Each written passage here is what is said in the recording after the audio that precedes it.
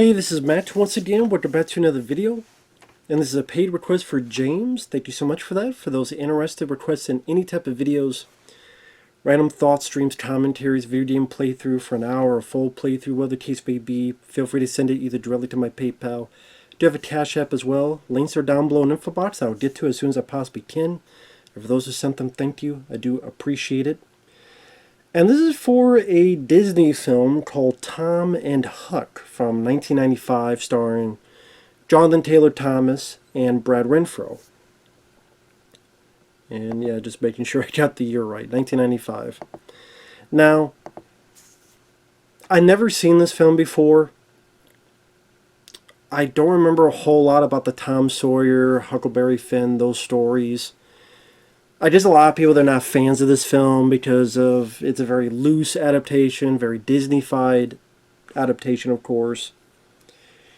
And this is really banking on the child actors, in particular Jonathan Taylor Thomas, because he was a bit of a thing for about 15 minutes. Because he was on Home Improvement, which I remember watching that show, enjoying that show. I think I have a full DVD set over there. And of the three kids, he's the one that was actually getting other roles, other jobs. Because he was in Man of the House, which meant I haven't seen that film in a long time. I would actually like to revisit that film with him and Chevy Chase. So there was that one. There was one called I'll Be Home for Christmas. There was this film. I think there was that Pinocchio movie he did. So he was in a decent amount of flicks, but I don't think these films really did much at the box office. So I think eventually he kind of left acting and did other stuff. And he would appear, I think he appeared on Tim Allen's show, Last Man Standing, a few times. And you don't really hear about him anymore. But yeah, I never minded him. I liked him on Home Improvement. I thought he did fine here. He definitely had that boyish charm. And he had a certain light air to him that makes it easy for him to get out of trouble. Or enough trouble. And then Brad Renfro, Sally. I mean, this is a kid who I think when he was young, he got into the wrong, if not the wrong crowd, but the wrong people, like showing him things kid was not ready for. What was the story I heard? That he was like 14 or so, but he would get these letters from girls that was like very explicit, and or he would be like at a party 15 where everybody's adult except him, and they had like alcohol and drugs around. Because I mean, he was in The Client, the John Grisham, The Client. He was in Apt Pupil, which is directed by Bryan Singer, and we've all heard how much of a creep he is, allegedly. But yeah, that weird scene in the fucking shower. I'm not going into the Apt Pupil. If you've seen the movie, you know what scene I'm talking about. Very weird. Very creepy. And not for the reason the movie wants it to be. Anyway. Sally, Brad Renfro, I think he was a good kid actor. It's just addictions, demons fell upon him. And I remember he was going to be in Freddy vs. Jason as the boyfriend of the lead girl. But then John Ritter's kid took over when Brad Renfro was just, he was just not there. And of course, Brad Renfro, I remember he was Leon Kennedy in the commercial for Resident Evil 2 that was only shown in Japan. There's a reason why it was only shown in Japan, but I can't remember. Apparently, there was a lot of footage shot for that apparently could make like a 30-some minute or 20-minute like short film.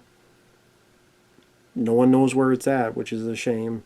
That would have been nice to see, but yeah, Brad Renfro against Sally, he just fell into that. And he definitely plays a bit more serious of the actors in this.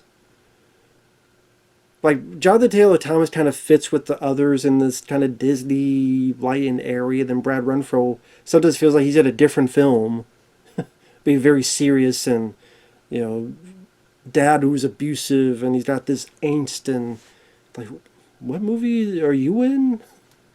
But I think Brad Renfro's trying, and I think the two, again, as a guy that don't remember much about the Tom and Huck story, I thought they did fine. Other people I recognize.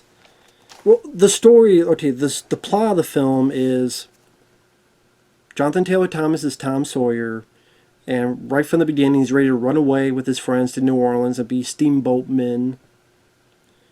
The boat gets crashed. He gets saved by this guy, Huckleberry Finn.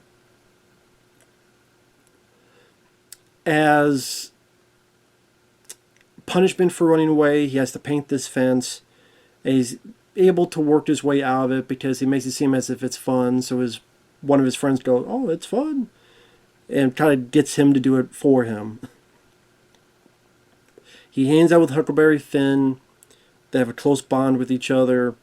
And at one point they go to a cemetery and there's this figure, which actually that's one of the first scenes, is this figure named Injun Joe, who you see him threatening someone at the beginning. Then later on in the cemetery, he's with these two guys. One of them is Mike McShane. Mike McShane, he was the professor in Richie Rich, Macaulay Culkin film. He was also Friar Tuck in Robin Hood, Prince of Thieves. So I'm like, oh, I knew I recognized him. He's there, and this other guy's there, and Injun Joe's there. One of the least to know, they find this treasure map. Mike Shane gets knocked out, and this other guy gets killed by Injun Joe. Tom and Huck see this, but they run off because, they're freaked out. Later on, Mike McShane gets accused, and they're ready to hang him right there, but some people come in and go, let's give him a trial. But it seems like eventually he will hang. Tom's like, we should say something, we know something about it. Huck's like, wait a minute. Just a little bit of time ago, we made this blood oath that we would not tell anybody about this. And then Tom's like, well, that guy's innocent. Well, I mean, that's his loss. That's pretty much what he's saying. That's his problem. What do you want me to do about it? So Jonathan Taylor Thomas, he don't like that. And it's kind of this guilt of what is he going to do? Is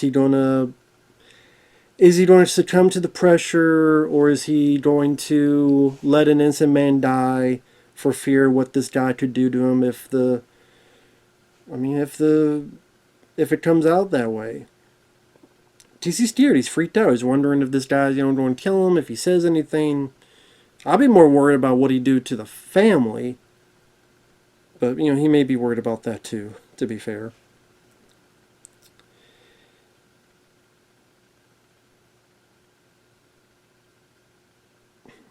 And,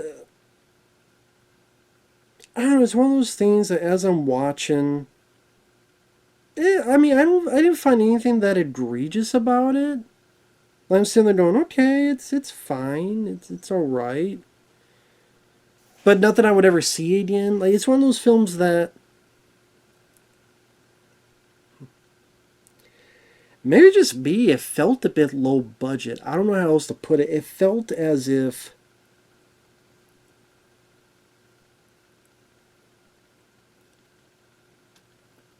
when you think of Tom Sawyer and Huckleberry Finn, you think of an adventure. There's really nothing adventurous about the story. It's mostly kind of them in the same area. Jonathan Taylor Thomas thinking, should he, shouldn't he? Or having the hots for this girl and tries to fake this engagement ring and, oh, we're going to get married and all this shenanigan stuff. Which, how you feel about that? I'm like, I was pretty indifferent on it. I could care one way or the other. Huckleberry Finn warning him, you shouldn't tell. At one point, it's assumed Jonathan Taylor Thomas is dead, and the family has there's a big funeral. Tom and Huck are watching from above. But then Tom falls through the floor. and they realize he's alive. I think Tom is debating whether he should or shouldn't, even tossed to Mike McShane in jail. Huckleberry Finn, Brad Renfro's like, listen, if you say it, I'm not going to be there to help you. I've been to one funeral of yours. I'm not going to be there again. Until ultimately, during the trial, Tom tells the truth, says it was Injun Joe, gets a knife thrown at him, he blocks it with a Bible. Joe escapes out. And then some time goes by, and for some reason, Jonathan Taylor Thomas's character will go out and party. It's a town party. But then I get you like this girl, but you two go off alone into a fucking cave. There's some crazy, batshit insane guy named Injun Joe ready to carve you with a knife. I'm not going anywhere, into a cave, whether you like the girl or not. Trust me, pussy ain't worth it. But he does. And then lo and behold, Injun Joe's there.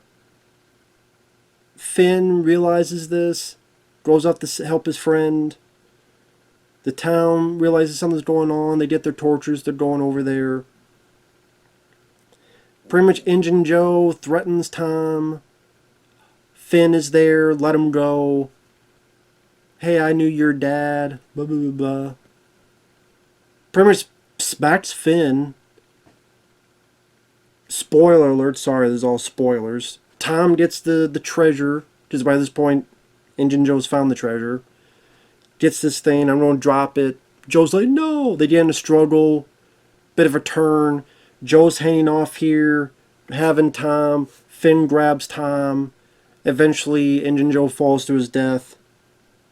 They go, oh my god. He dumped the treasure. It's still here. We got these coins and stuff. They take the treasure. They leave.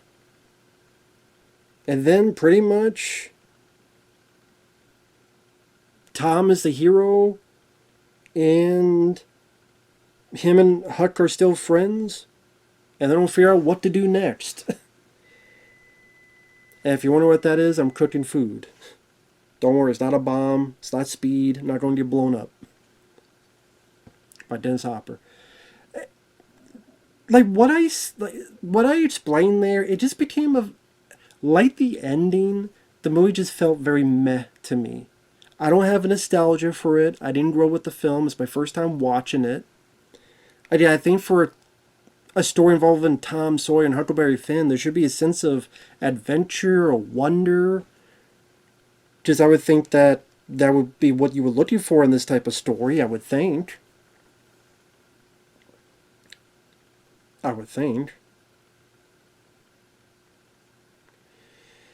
The two actors, they do fine.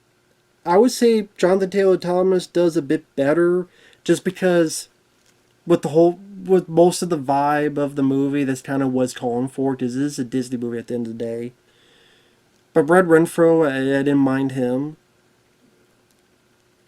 But it's not a whole lot of action. It's not a whole lot of stunt work. It's not that kind of movie.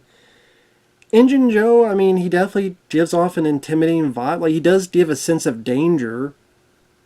Be careful of this person or you're going to die. So, it does feature that. It's just not a film that I hated. It's not a film that I despise or anything. It's just one of those I kind of watched, go, eh. Maybe you rented it back in the day, you watched it if you're into these kinds of films, and then,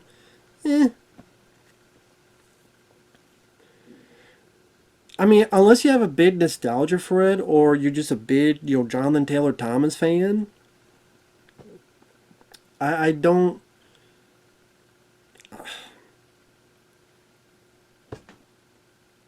Even the fight was pretty lame. The fight at the end was just pretty meh. Because I'm watching this, I'm sitting there going, it's not even much of a fight. You think it'd be a lot more of a cat and mouse? The two kids working together.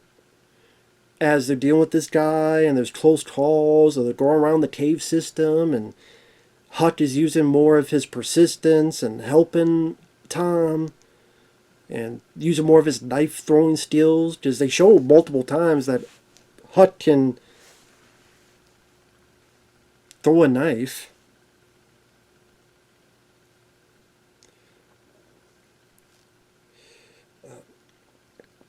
But I don't know, it's just one of those things that it just felt very uneventful. Like the ending felt, I don't know, the cave that they were in looked cheap. Like the cave they were in looked like, I don't know, just something about it didn't. It was a either it was the case. It was a very lackluster environment to have your big finale, or the way the set was dressed and stuff. It just looked very, very blasé, very lame. Just didn't do much for me. Shut up, stomach. We're going to eat soon. Shut up. But yeah, if you like the film, that's fine. I'm not going to say this is awful. If you're a sucker for these Disney 90 movies, sure. I just wish there's a bigger scope to it. I do wish we'd have more of a sense of adventure to it. I do wish the ending was a bit like bigger or more complex or more like filled with danger, thrills, or fun, or something. But I didn't really feel that. It's kind of like he's ready to be attacked. Finn's like, get out of there. Hits Finn once. Hey, I'm gonna drop this shit. I grab you. No, I grab you. Now you're towering over. Now Finn's grab me. Now get the fuck out of here. That's it. Felt like it take a lot more to defeat Injun Joe. I'll just say that. So yeah, if you're a big Jonathan Taylor Thomas fan, hey, I don't mind him. So at least I saw this once. But if you like the film, that's fine. I would never see the film again. Take that for what you will. You know, the other characters, like the aunt and the girl that Jonathan Taylor Thomas likes, they're there. I mean, it is what it is. Thanks for watching. Take care. And we'll see you guys in the next video. Bye-bye for now.